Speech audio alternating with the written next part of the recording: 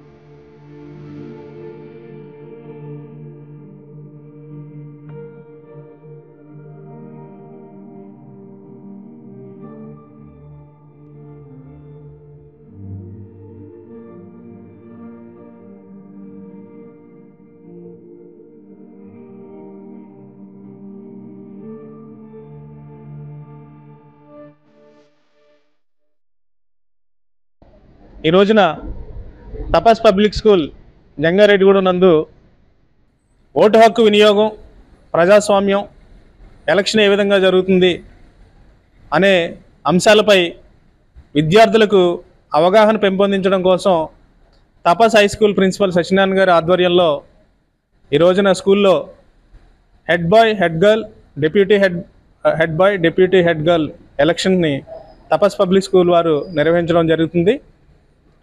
ఈ యొక్క ఆధునిక సమాజంలో టెక్నాలజీ అలాగే నూతనంగా వచ్చేటటువంటి కోర్సులు నేర్చుకోవడం ఎంత అవసరమో విద్యార్థులకు సామాజిక రాజకీయ పరిస్థితులపై కూడా అవగాహన కల్పించడం కూడా అంతే అవసరం.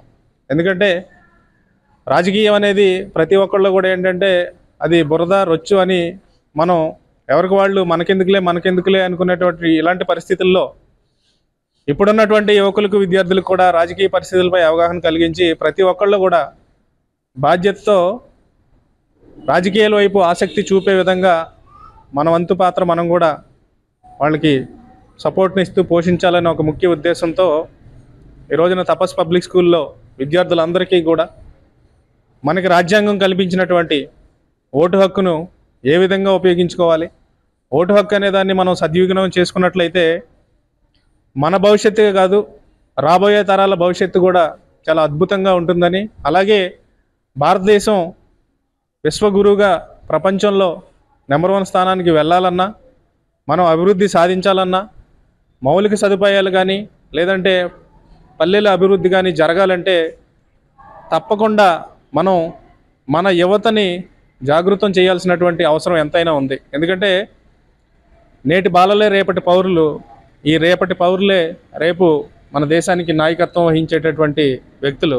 కాబట్టి విద్యార్థి దశలోనే స్కూల్ నుంచే వీళ్ళందరికీ కూడా ఈ యొక్క ఎలక్షన్ ఎలా జరుగుతుంది, ఓటింగ్ ప్రక్రియ ఎలా ఉంటుంది అనే ప్రజాస్వామ్యంపై అవగాహన మనం ప్రతి ఒక్కళ్ళు కల్పించాల్సిన బాధ్యత ఉంది. కాబట్టి ఈ రోజున తపస్ పబ్లిక్ స్కూల్లో ఈ యొక్క కార్యక్రమం నిర్వహించడం ప్రిన్సిపల్ గారిని అలాగే డైరెక్టర్ సురేష్ గారిని, హై స్కూల్ స్టాఫ్ అందరినీ కూడా మనస్ఫూర్తిగా ఈ సందర్భంగా అభినందిస్తూ. My name is Divyasri from 8th regular. I am participating as a deputy head girl. My symbol is eagle. If you are vote for me, what you are required, I can do that one. Thank you. My name is Milena Satyan. I'm standing for the post of deputy head girl. I feel happy to receive this opportunity. and I promise to be a good student and a good role model for everybody. Myself, Kundan, I am studying in ninth regular in Tapas Public School. I am participating in school elections as a head girl. First of all, I am very thankful to Principal Sir, Chairman Sir, Evo Sir and Principal Madam to providing these such type of opportunities to all. My name is Zamrahan. I'm studying 8th regular in Tapas Public School. I'm standing in the school elections as the post of deputy head boy. I promise to give activities and extra classes to every student. Thank you.